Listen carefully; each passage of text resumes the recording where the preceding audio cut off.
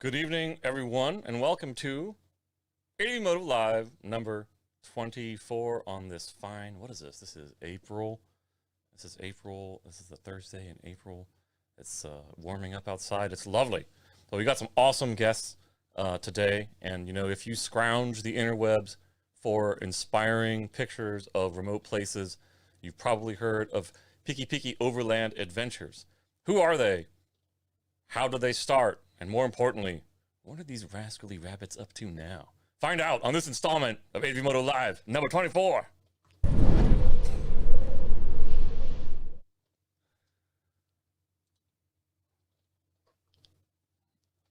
All right. Our guests tonight are no joke, long-distance world adventure travelers. Having dedicated themselves to sharing inspirational experiences, they've got some of the best writing and imagery around. They are featured in the May-June issue and will be featured again in the July-August issue of ADVMoto. Not only that, they've taken their passion for moto travel to the next level, and they've actually started up a new venture, which we'll kind of talk about and uncover tonight. Having lived on the road for the past several years, everyone, please welcome Michnus and Elsebie from PikiPiki Overland. Hi, everybody. Thanks for the invite. Oh, you guys, of course, get the applaud track. I'm going to crank it up. Just for you guys. How are you guys doing today? Very good, very good. It's hot here in LA, and it's nice Sunny weather, day. sunny day, working, doing our stuff. Oh, that's cool. So you guys are in LA, right? Yes, we Awesome. needed a bit of change. After being in Bolivia for a year, we thought, yeah, it's a good change. Oh, that's good. That's good. So were you guys pretty much trapped in Bolivia during the COVID stuff? Yes, we were we just entered Bolivia, and then COVID started getting worldwide really serious. So yes, we got stuck for 7 months in a city called Sucre. Now, if anybody that knows Bolivia knows, it's a very conservative little city. So we were there for 7 months, 4 of the 7 months, really strict lockdown. We were allowed to be out once a week to go do grocery shopping for about 4 hours of the day. And yeah, so after 7 months, we got permission and we could ride around. So we were there another couple of months. And now with the renewal of visas and bike papers, we decided maybe it's a time for a bit of a change. 7 months is whomper time. I know some other moto travelers were stuck in various places like Peru and stuff, and it was fairly strict. Yes. Yeah, it was very. Yeah, the Peruvians are very. The really whole of strict. South America, even now still. That's why we had to leave Bolivia, because they didn't want to extend our visa. We had a massive fight to get the bikes extended till June, July. So June, July is another fight to get them to get back and to get the bikes extended, and hopefully they don't confiscate it. So although America, you fly in America, maybe you can fly to other countries, Bolivia and South America are still very strict. So we're not sure that the borders, the land borders, will open by June, July, so that we can get the motorcycles out. So that's another fight coming later on. Wow. Interesting. 1 year in Bolivia, becoming part of the locals, it was a good experience. Well, that's true. You know, a lot of anthropologists, you know, that are field anthropologists, not armchair anthropologists, you know, they say it takes at least a year to get kind of habituated into a place and, you know, knowing the same people, doing the same routines to the point where they feel comfortable enough with you. Yeah. You know what I mean? To actually show a more natural, relaxed state of what life is like there and get an honest observation, you know. But 7 months is just as good as anything else, especially when everybody is in a weird situation. Well, the lucky thing and the adventure riding community is such a man, it is such a great place. So Frank Linder, he's a German, he's living there, and he's got a local partner, Roxanne. And just before lockdown, he told us, listen, come to Sucre, come spend time with us. Let's see what's happening with this COVID thing.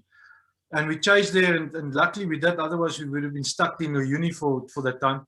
But we moved into their house, and for 7 months we had to live with them. And well, we lived 3 months. We lived three months with them, and then we moved. But the fact is that they were happy that we could move into the house and take up the space for 3 months at a time. I mean, there's not a lot of people that invite you into their home for that amount of time. You know, so absolutely. It's hard. The motorcycle community in Bolivia has just been absolutely amazing to us. They made contact with us. They even helped us a lot to get the paperwork sorted out for the motorcycle. So yes, we had a really nice experience, and we met some good adventure riders. Oh, that's fantastic. But for 7 months, though, I'm sure it was still, you know, it was still kind of an unexpected, you know, length of a stop on your trip. So after that, you just came up to LA? Well, we had to fly somewhere, and we had a few choices. So the one was to fly back to South Africa, and that immediately became sort of not going to happen because the flight to South Africa is ludicrously expensive from South America. You still have to go through the USA, then UAE, and then back. So that's not going to happen. And the problem was that if we get to South Africa and the COVID thing doesn't stop, we're most probably not going to go back to Bolivia again. And then the bikes are stuck in, and the bikes. So the only real option was to fly to the USA to come and stay. And luckily we have friends here, so it all worked out sort of okay. But now June, July, that's the that's the next one again. Yeah, well, I hope that you know, can work itself out, because it would stink to, you know, have the bikes kind of whatever, I guess, compounded or confiscated or whatever. Well, you know, that stuff seems kind of silly to me. You know, it's just kind of like, it's 2 bikes. You know, it's not like you're going to impact the Bolivia, you know, or any country motorcycle market. Rich. No. You know what I mean? With like two motorcycles that obviously they're trying to get back. You know what I mean? You know, I must. It's just old style bureaucracy. But it's typical. It's the rules. It's the law of the country. So even although it's very unusual times, they still have to follow the rules, because countries like Bolivia has got a huge problem with trafficking.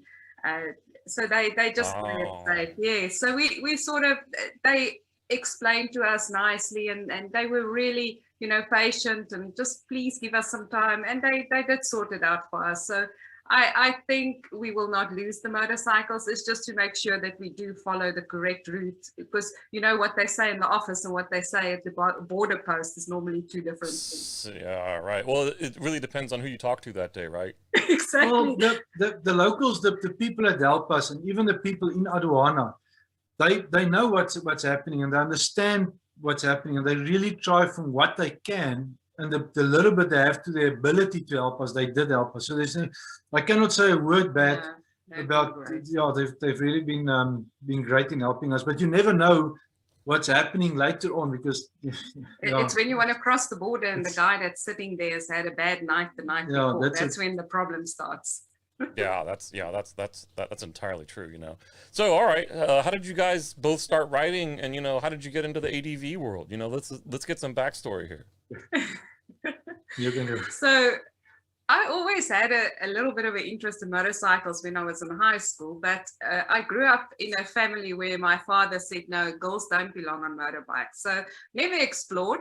Met Michnus, we got married, and then later on he started slowly introducing me to motorcycles. So I only started riding seriously when I was 27 years old, and the bug bit hard. So so that was only a couple years ago, right? Of course. Of course. Yeah. I'm just a trophy husband. That's why I look a little bit older. Yeah, that's right. Okay, so you both ride. Yes. Yeah, I've been riding bikes in school, and then after school, because life happens, you have to work, you have to study, you get married. Bikes was expensive in South Africa, so we first started with well, we always loved the outdoors. So, and South Africa is a big outdoor. He doesn't want to say he started on a quad. On a quad. But we started off with 4x4. We went to Namibia for a month trip with my brother, my sister, my brother-in-law, and that also kick-started the whole thing. But later on, in about 2000, the early 2000s, when motorcycles, the new Dakars came out. What was it? The Calars were very popular in South Africa. So it started to grow there, and South Africa being an outdoor place. It's what you do. It got from there, and it was easier for her to sit to ride her own bike than sit in a car and moan at me like, no, can't go up there, you can't go down there. So it was a much nicer. We love the 4x4 scene, we still do, but it was just so much more fun for me to also be on a motorcycle and to ride. And I think we took our first trip, serious trip. Michnus was on a Dakar and I was on a KLR. And we sort of just went out of our gate and we started riding into a direction. And 3 weeks later, when we got home, I said to him, I think we might have a problem. I really like this. And this is the ideas, all the holidays, everything we planned from there was sort of around travel and around motorcycles. This is so much more fun. Yeah, it's a real, you know, if you haven't kind of done it before or you haven't been on the road, it's almost like addictive. Oh, yes. Bad. You know, because it's like, you know, you're just constantly, I mean, your senses are constantly, you know, like invigorated by things you see, things you smell, and everything is new and different.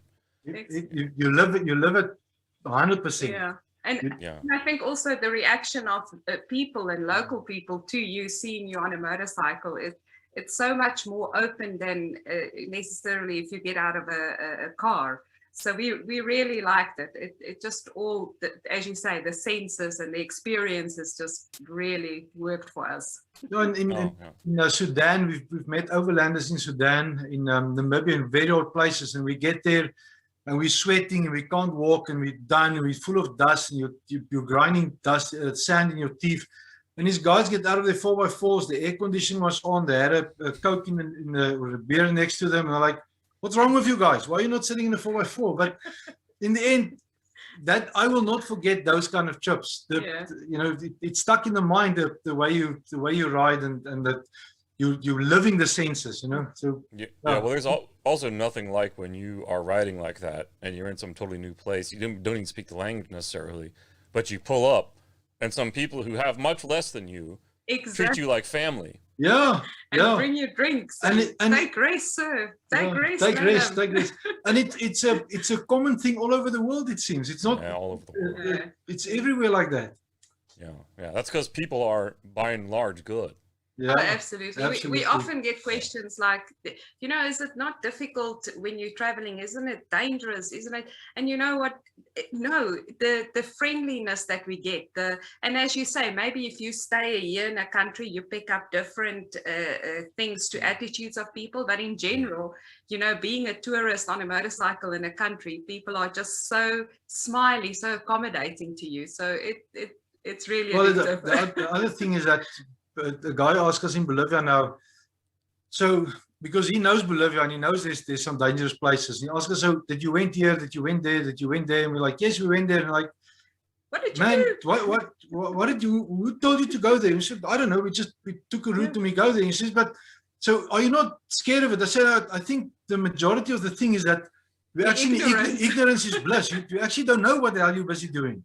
You know, so although you're trying to find out you don't go into a bad place, you're inadvertently going to a place like this. You're just bloody lucky that you get out of there with no bags being cut off or stuff stolen. Yeah, or whatever. Man, it gives you some most to us. Yeah, man, that's a real perspective. Hey, we have a question from the chat room, from a Ben Lucarelli. How much traveling have Michnus and Elsebie done in the U.S.?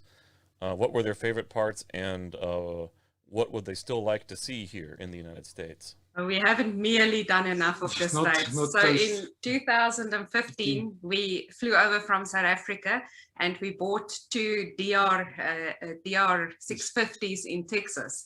And we sort of went straight for Big Bend Park, and from there stayed all up in the Rockies, in the national parks, as high as Montana.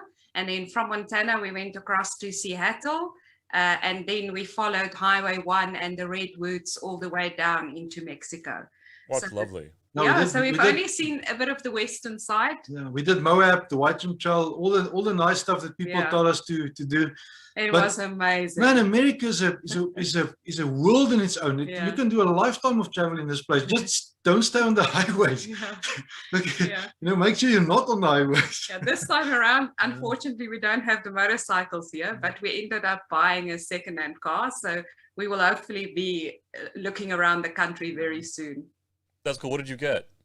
Very Your old. car. Very old car. $5,000 Toyota Highlander. We bought it from one owner. It's a beautiful little thing. It was well. Hell, And we hell yeah, man. You know, the U.S. has some amazing secondhand car deals. I yeah, know. it's amazing. You It's get things crazy. you wanted to buy. We looked at 2 motorbikes and we looked at 1 car and we're like, what? Motorcycles are more expensive than Expensive than cars. cars. Yeah, yeah. And if you look around right, you can find some that it's like, okay, maybe it's 15 years old. Yes. And they But want it still- after. Yeah, you know, but they take care of it, and you know, you can tell people love them. They take, you know, because they, you know, it's your transportation. People here appreciate that, and they take care of it. But we have a secondhand market here, which is just Yeah. fabulous. Yeah. Both Well, for I- bikes and cars. I already feel so attached to this car. And I've only had it for a week, and I feel, man, I can't sell this car. I have to Yeah. park it somewhere. Yeah, and for $5,000, it's kind of like, you know, it's like you could sell it and you get some back. Maybe you could buy a secondhand bike with it or something like that. No, Yeah, we spent a bit of elbow grease, so I think we could almost sell it for more than what we bought it now. Yeah, that's the way to do it. That's the way to do it. You guys are doing it right. That's awesome. but That's awesome.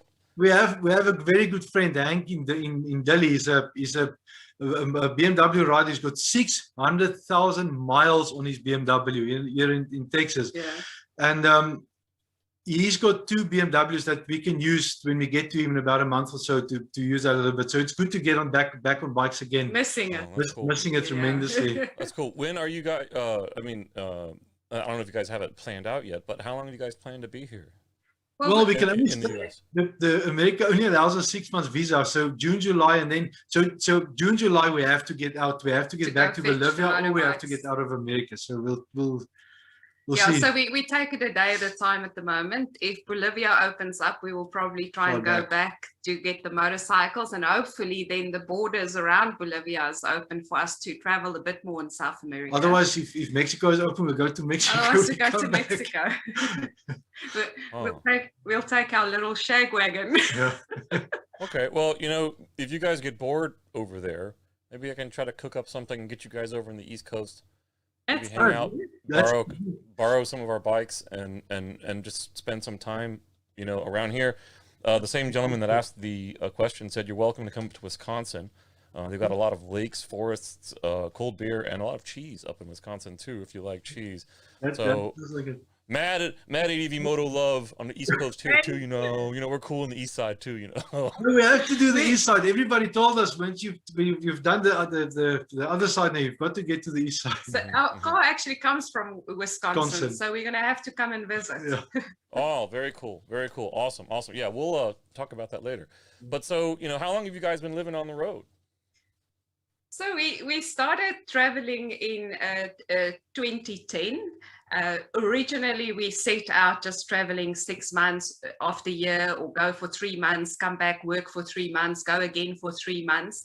At that stage, we still had a business running, a similar business to what we're building now, and it kept us a bit busy. So around about 2013, we decided, no, this travel bug has really bitten us hard, and this business is interfering with it. So we sold the business, and we, from 2015, has basically changed our lifestyle to being More permanent. more permanent on the road, changed all our business structures so that we can actually work wherever we open a laptop. It was for the when we started off, it wasn't the idea that Yeah. South Africa sits on the arse end of the world. So if people are geographically not that good, so you get Africans, South Africa's right at the bottom. So you only ride around South Africa, Namibia, Botswana, those places in Africa, and then you're done. And then from Yeah, there on, you there's have no to ship borders. stuff. Yeah. So the initial idea was just to try and see how it goes. So let's just do Africa for 6 months. And we got up to Ethiopia, and 6 months was gone, and the Dakar bikes was trashed, and we had to start. We had to rethink this whole. How are we going to do this fit on? And then you grow into it. You go back and you sit and work. You're like, man, how can we go this longer? is boring. We need to go. We need to go longer. And can you sell? Is there any value in selling a dog or my mom? You know, can we get rid of them? Is there something that you can do to? Can we? There was no GoFundMe. I mean, Facebook only started in 2010. In any case, and there was none of that nonsense. So we couldn't even leverage that. So yeah. So he got reckless. So I had to say, no, leave the moms. We'll try and wiggle it another way. Yeah, well, you know, there's always televisions. Yeah.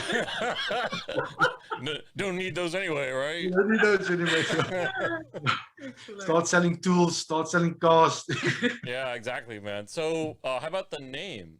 You know, Piki Piki. What you know, I mean, what's that about? So our first trip started, as Michnus explained to you, we were just going to go from our home, and the best way was to go up in Africa. So we sort of stuck to the East Coast, and the East Coast language in Africa, most spoken language is Swahili. And their term for a motorcycle is Piki Piki. And we sort of quite liked the sound, and we adopted it, and we thought, okay, we can be Piki Piki. And it just stuck with us.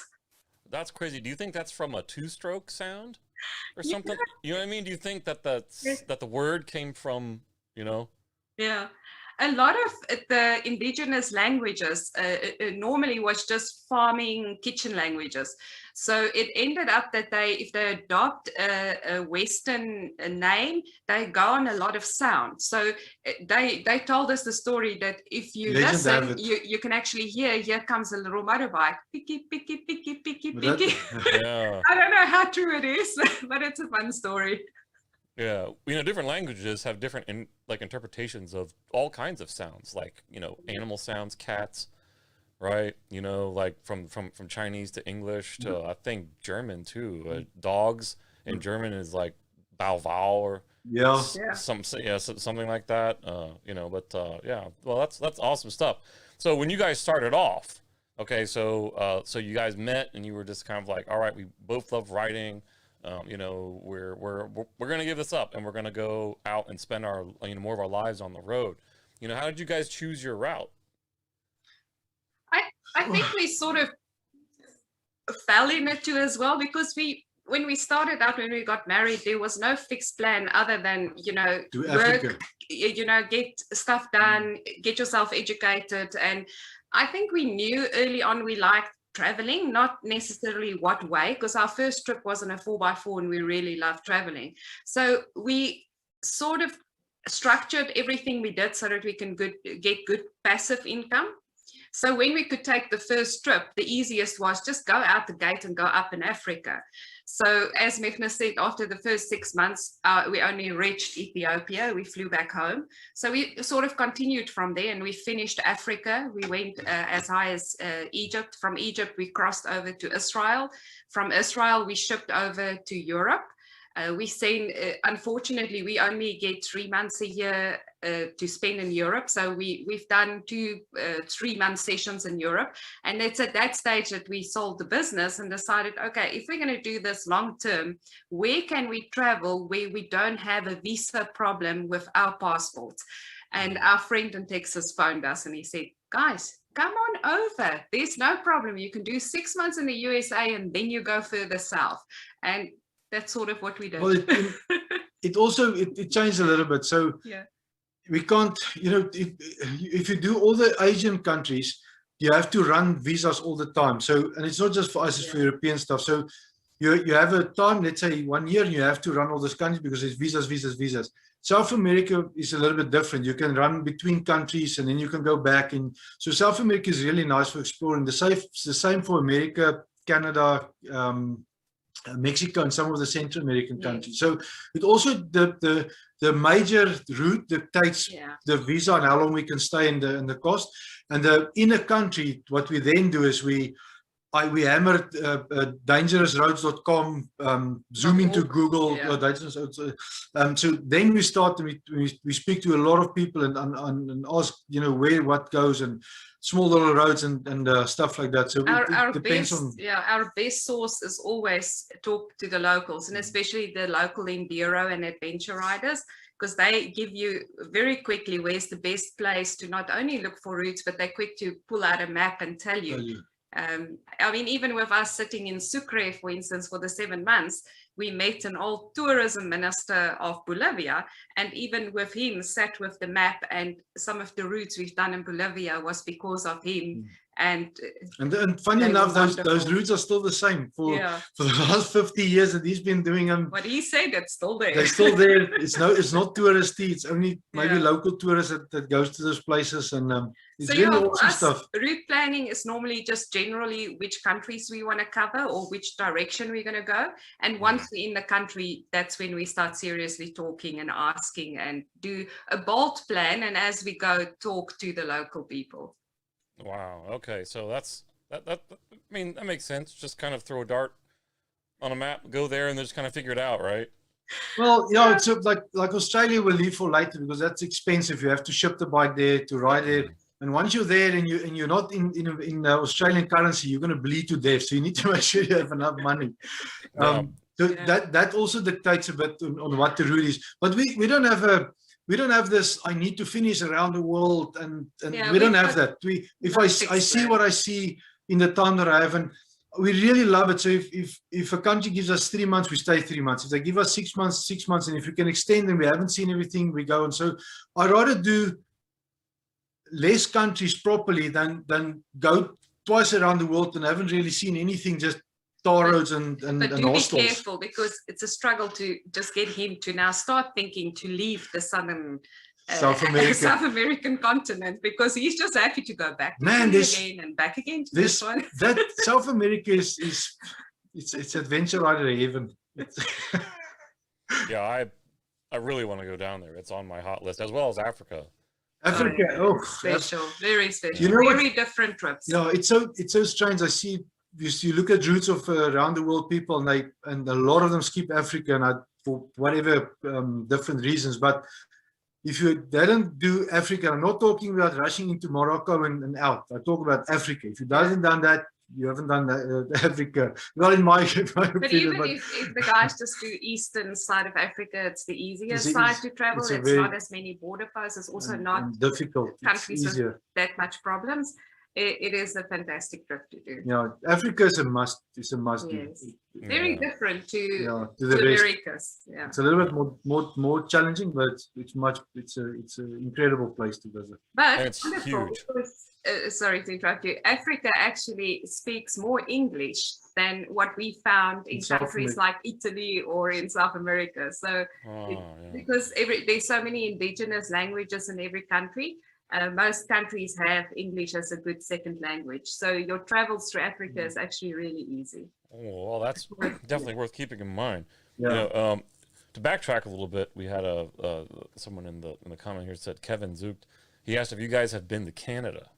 No, not yet. No. Oh my gosh. Need to get there. Canada's beautiful, especially the Pacific Northwest, like British Columbia. Yeah. And stuff like that. Yeah.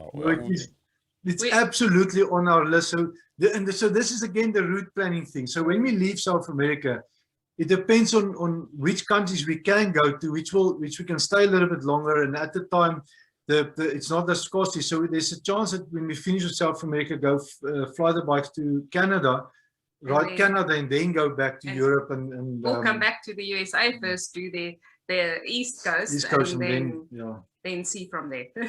Wow. Well, that's awesome. That's awesome. You guys have the routes planned, get to see everything. It's like being young again, forever almost. You know what I mean? And it shows in the smiles too. You know. So okay, you spend all this time on the road. How do you guys support yourselves while you're on the road? Selling. I do the finance. Yes. Well, at 29 years old, it's not an issue. Yeah. You've got all that energy. That's cool. We're still looking for somebody that's got a trust fund that we can maybe inherit. European somebody that's giving away a wine farm. What we did do, Carl, and I think it was first thing we normally say is we didn't have kids because it's a big expense to raise kids. We chose not to have children, and since we started working, all the money we received, we just pumped into property, and we tried to create a passive income for ourselves.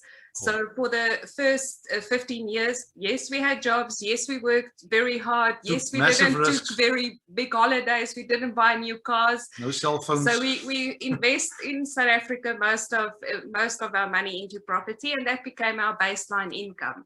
But the two of us has always been entrepreneurs. So even while we were traveling the last 10 years, we've always been busy with some new project or some new business. So yes, we keep busy. Oh, that's awesome. Do you think anyone can do that? I mean, do you just have to be particularly focused, or you know what I mean? I think yes, anybody can do it. If a lot of people ask me the question, and I would just roughly say, you know, the first thing is you need to decide if this type of lifestyle is really for you, and go on a practice trip and see, and it will form your ideas. The one thing I can say is yes, anybody can do this, but should everybody do it?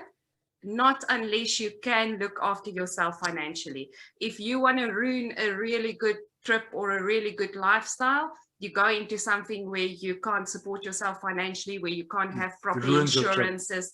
It not only ruins your trip, it can ruin your family and your friends as well. So just be careful. It's absolutely positive. Where there's a will, there's a way, and you should. So to put it like this, you can do this whether you do it in the 4x4 week. In actually, in fact, motorcycles are a little bit more expensive than doing it in a 4x4, even a boat. Or even backpacking. Or even backpacking. But it is possible. But it's not always possible for everybody, because some people are, like, for example, real introverts. They struggle to talk to anybody, you know, so they have a bit of, it's a learning curve for them.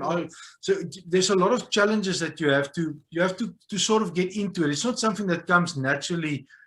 We have to learn. Even today, I sometimes struggle with at border post and stuff. It irritates me, and Elsebie deals with it a lot better than I do. But the main thing is how you create income to support yourself, and that's the vital thing. And there's different ways of doing that. Property is one of them, or whatever the case. A lot of people, you can work for 6 months and maybe travel 6 months. But also the other thing is that it's a lifestyle thing. If you have children, it makes it more difficult. You can still do it, but it challenges to do it a different way. Yeah, or do it for a shorter amount of time. Or do it in a different route that would be, you know, more friendly to having kids and everything. So many ways to travel these days. I mean, there's really, so find the passion, find the way you love to travel. We just really like travel so much that we made it our lifestyle. Well, we're lucky that the risk we took when we were younger paid off. So even if you really like traveling and you can only go away for 2 or 3 weeks a year, it's also good. Throw everything in there. Don't rush and go do 3 countries in 3 weeks. You know, just store your motorcycle wherever you go, or go for short trips. Go rent a motorcycle. There's many ways to do it. Yeah, right on. So, you know, you guys, I mean, one of the first ways that I found out about you guys was, you know, through the photos that you guys have taken. So, you know, I mean, you know, were you always into photography, or is that something that kind of developed as you just kind of went through your experience and be like, I need to capture what's going on around me? Because it's frustration. Frustration. So we came back from our Africa trip the first 6 months, and we were sitting back home a little bit in a depression because we are back home now and we have to carry on with life. And Michnus was looking through the photographs and he was like, rubbish, this is not good. And then things changed. So, you know, what has Pink Floyd said? So, whatever you touch and whatever you see is whatever you'll be. And that hit home to me that first 6 months, because before we go, I was also on internet and I was on forums and I tried to get information. And people was like, take your cell phone or take a small little camera and everything will be okay. And look at this, you know, I took this photo of this little rubbish thing, and that's what we did. And we came back home after 6 months and the photos was rubbish, rubbish, rubbish. And I know I'm going to get old and I'm going to forget all the stuff. And the only thing I have as pension, like my brother-in-law said, is the memories and the photos I will have.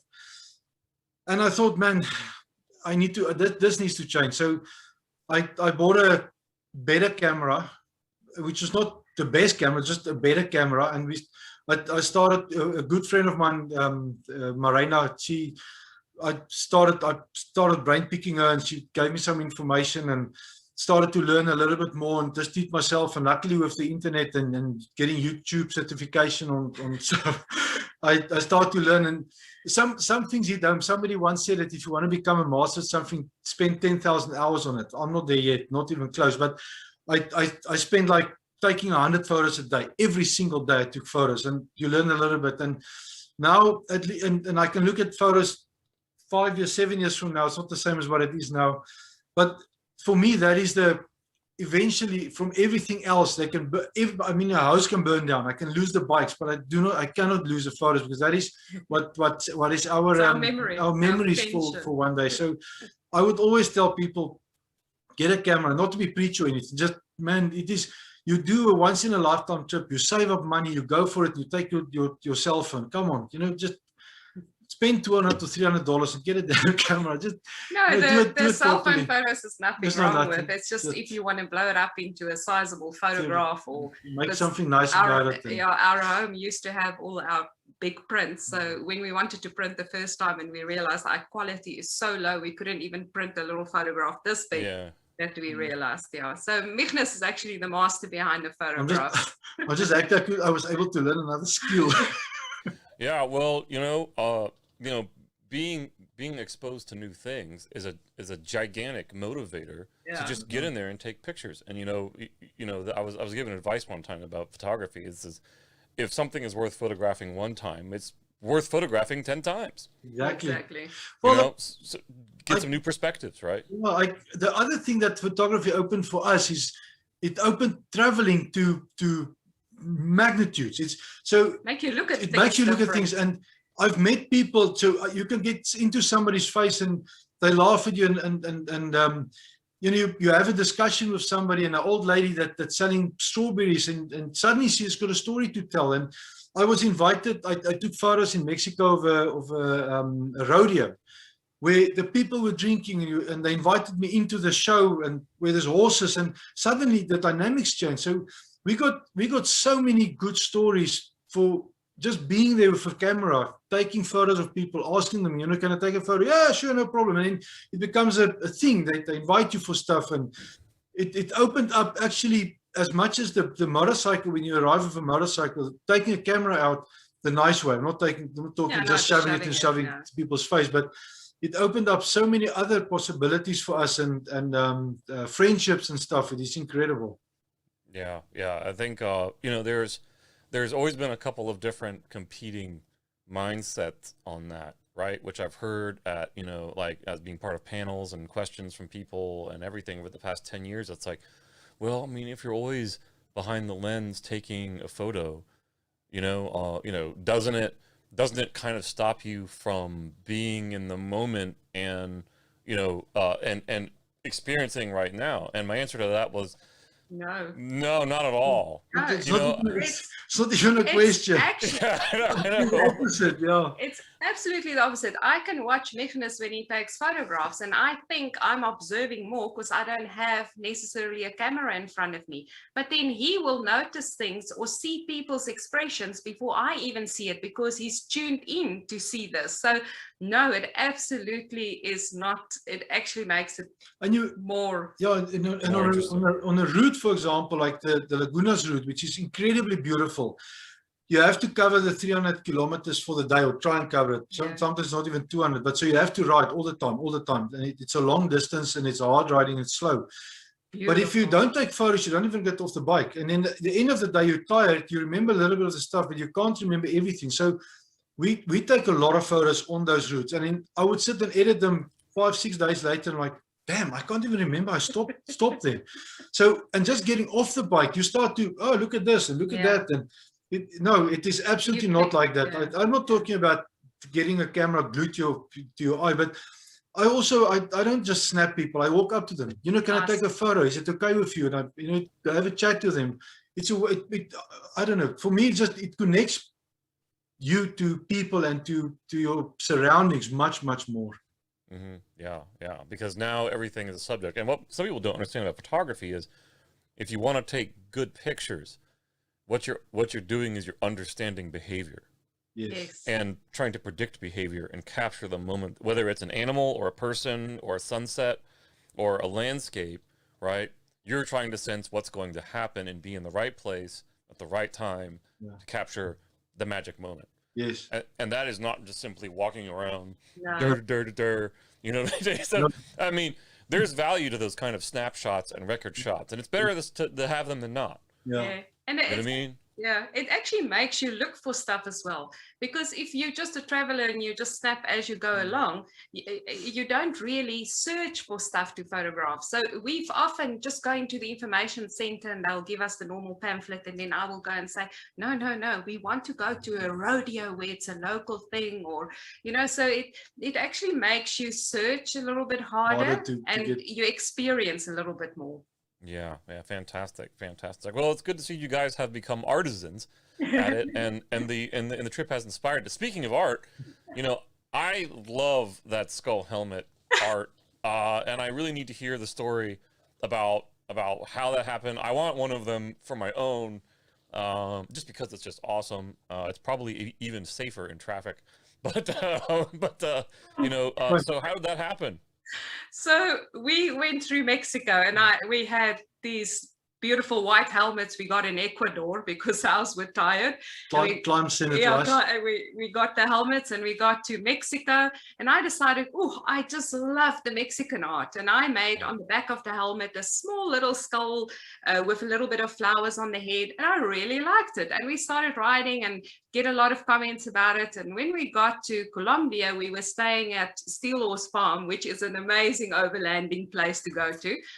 And we walked in and I decided, no, I need a bigger picture on my helmet now, because this one is too small. It needs to be all over the helmet. And I was busy cleaning away at the helmet. And as I was cleaning, I met this lady, and she comes up to me, Hayley Field, and she says, what are you doing? And I said, oh, no, I'm going to clean my helmet. I need a new painting. And she says, oh, I always wanted to paint a helmet. Can I paint your helmet? And I'm like, yeah, please. And I don't know who she was. I mean, normally if we visit overland places, you talk for 4 days before you know who is who and where they actually come from. And then she came and she said, no, just to make you feel better about me painting your helmet, I'm from Australia. I'm actually an artist, and I specialize in mural art. So you guys can check her out. Stuff. She is called @Fieldy, and she paints beautiful murals. She actually really talented. So she grabbed my helmet and she said, what do you want me to do? And I said, I love the art. She does surfboards. She specializes in surfboards. And I looked at a few of the surfboards and I said, yeah, maybe the motorcycle culture is a little bit different to the surfboard culture. Anything you want to paint, I just don't want to scare the kids. And then she came up with this one, and I've just had so much fun with this helmet. Now we're here in the USA. I need to upgrade or replace my helmet. It's now too old, and I'm like, who's going to paint my helmet now? Wow, that's incredible. She sanded it down. She took 3 days to paint this helmet. Then lacquer it, and she made a whole video of it. It's incredible. So she was saying, I don't really have the correct paints. And she said, what paint did you use? And I'm like, well, I'm an overlander. The only thing I could get was normal acrylic, and Michnus put some car spray rattle can over it. And she's like, okay, maybe that can work. So that helmet has been like this for 4 years, 5 years. And it's basically lightly sanded, painted with acrylic paint, and then a couple of layers of matte, what do you call the matte lacquer? Yeah. So yes, it can be done. You can customize your own helmet. Wow, that's super cool. You know what? And you think, you know, there's a lot of appreciation. You know, we were talking about the fact people customize their bikes a lot. Yeah. Yes. But really, helmets are actually a much more personal piece of equipment. Yeah. You know it shows that it's not more done by people. They, you know, and helmets is a very nice canvas to work on. for that kind of stuff. Yeah. So do you have a custom helmet, Michnus?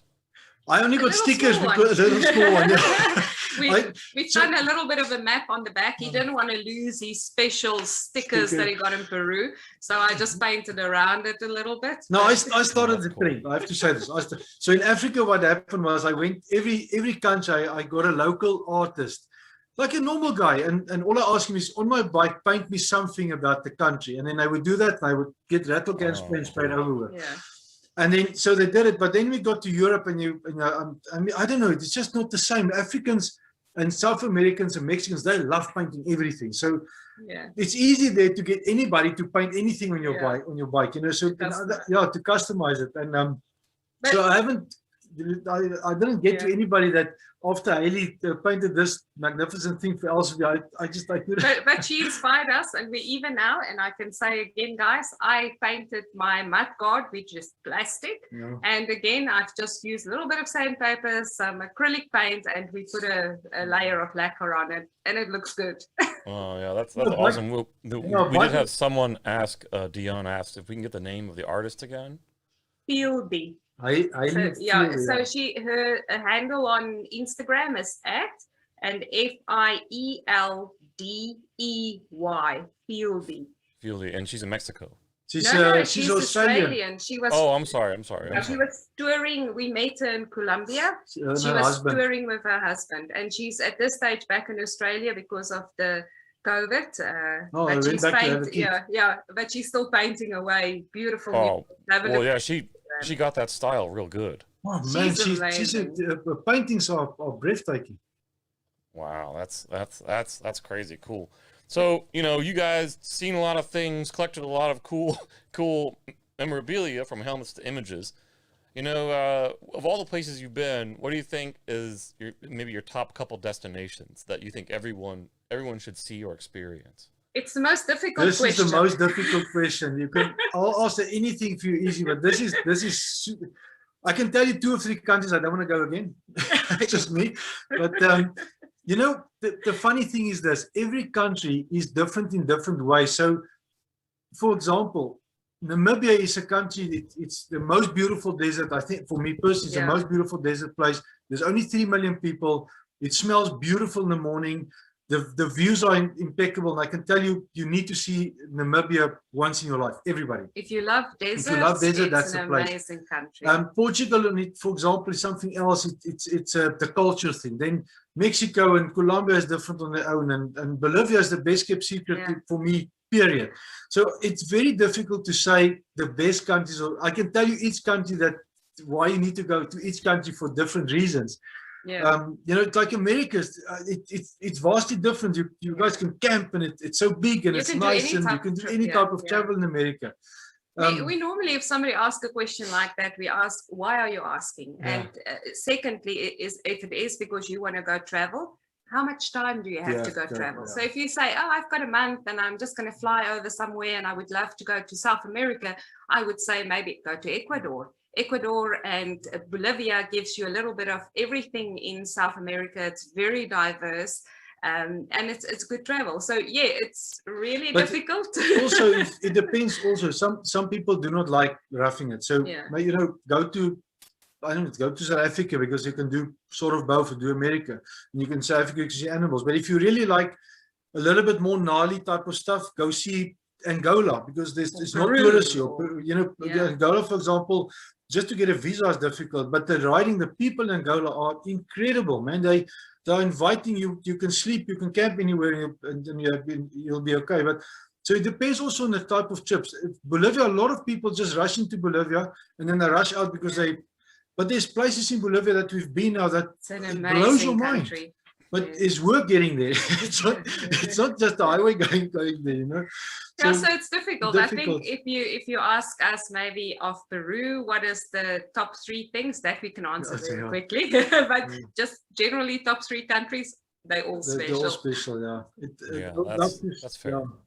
Yeah, that's awesome. So, all right, you guys, you know, you've been rocking it. You've been going around all kinds of cool experiences, but at the same time, you guys are firing up a new motorcycle related brand. Can Can you guys crack the story on that? What is that? And what's it about? How did it start? So, well, you can Yeah, go. I'll start. So while we were in South Africa building the businesses, not taking too many holidays, we realized that, man, if we want to, well, let me backtrack. We got the 2 motorcycles. We needed a bag, a stove, a top bag. We just needed a few things for ourselves, and we got a business. So as we were looking for stock, for stuff to use on the motorcycle, we realized that, wow, we don't know if it's only in South Africa, but the stoves were so incredibly expensive. The motorcycle bags and the panniers weren't what we were looking for, and it was so expensive. So we started doing a little bit of research, and we started a company that was called ATG, All Terrain Gear. And we started selling first motorcycle related soft luggage and cooking equipment and barbecue grits and stuff like that. And this is specifically the business we're talking about that when we started loving the adventure traveling, that it a little bit interfered with the new lifestyle, and then we sold it. Out of hindsight, which was the wrong decision. Yeah, it was not a good, but at that stage it was a good decision for our new lifestyle.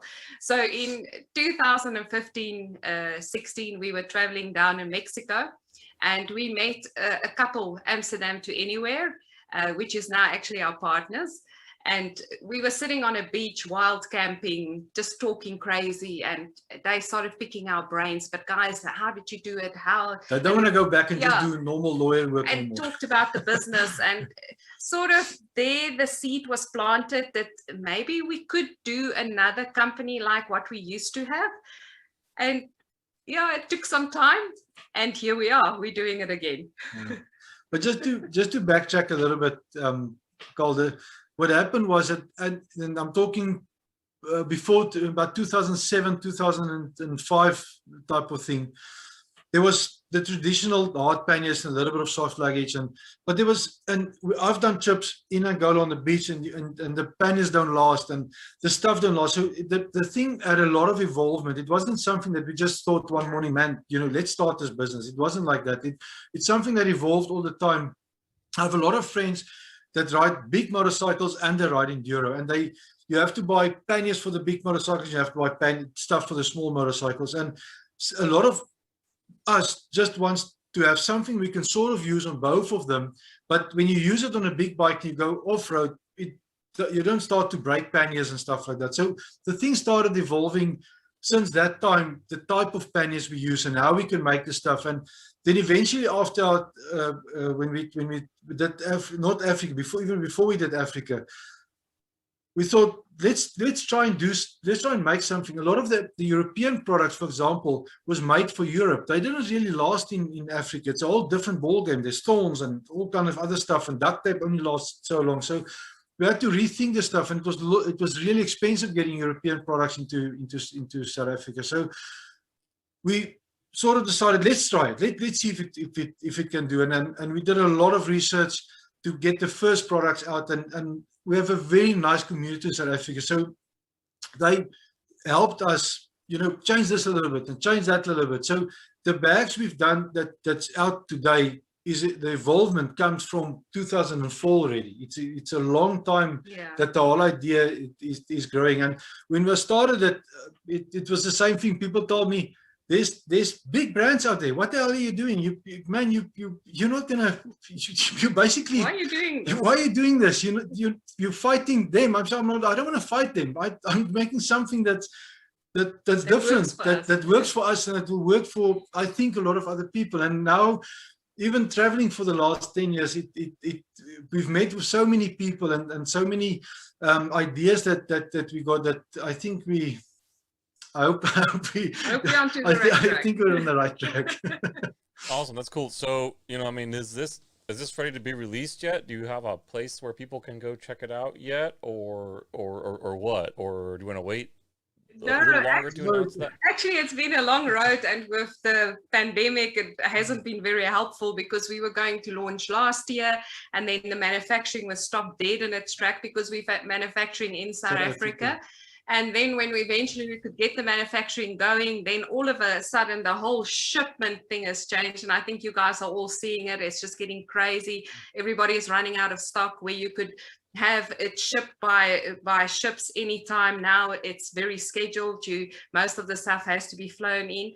But yes, we can actually now proudly say we have some stock available in Europe through Bartang, and we have limited stock, but we've got some stock available here in the USA, and that is available through Renadian.com.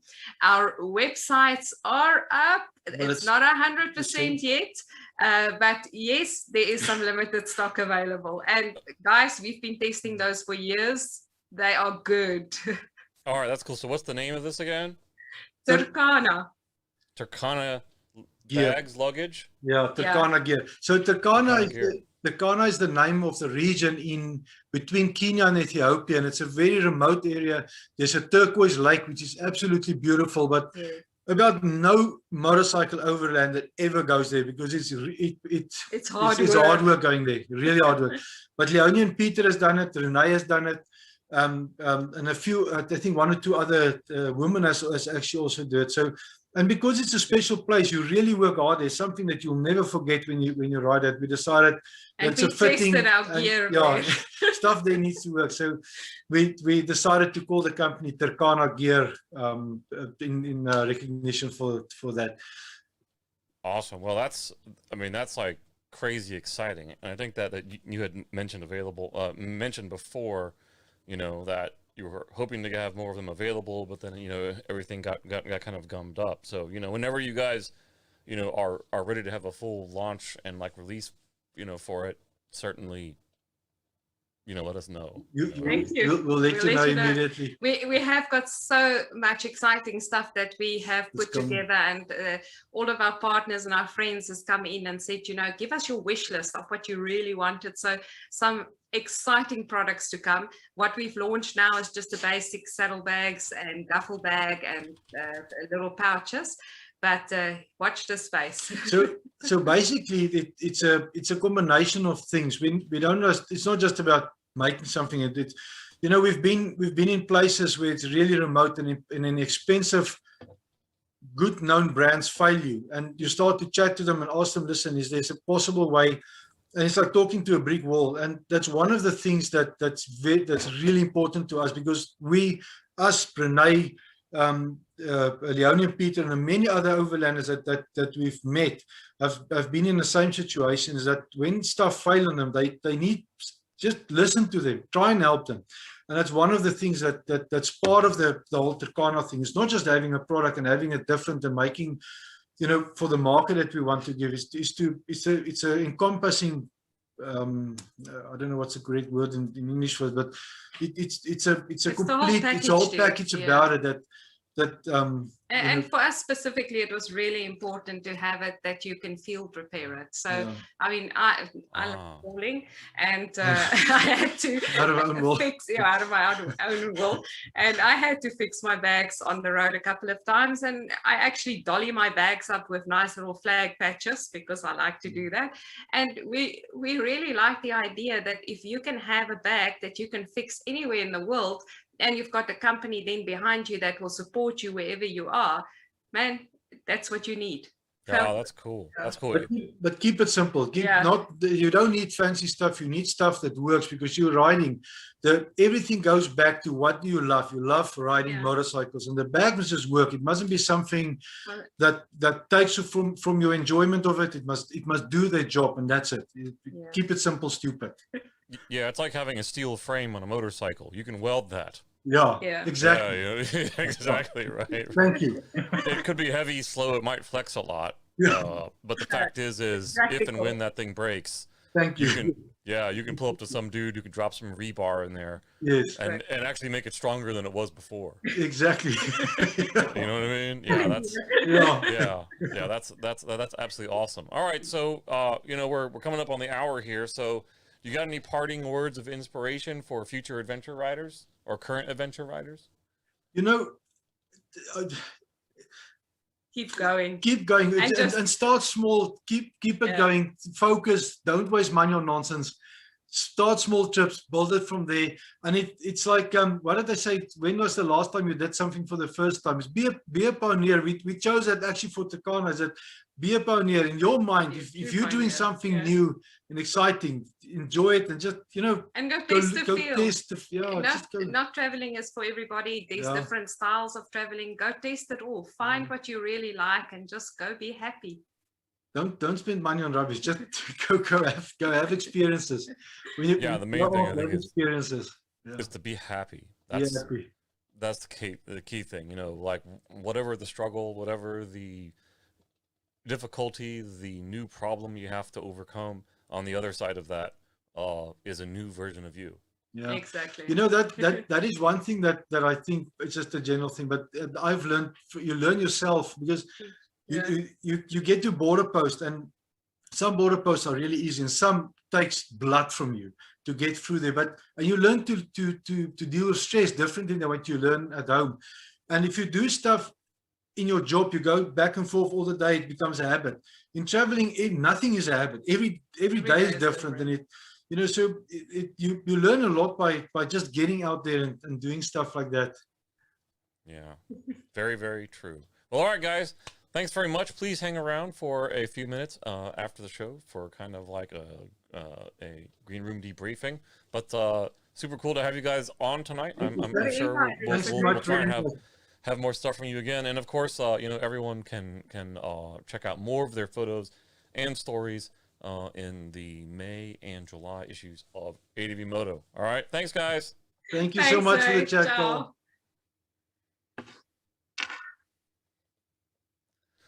Well, all right, man. They are entirely awesome, and I hope that we can do a lot more stuff with them in the very near future.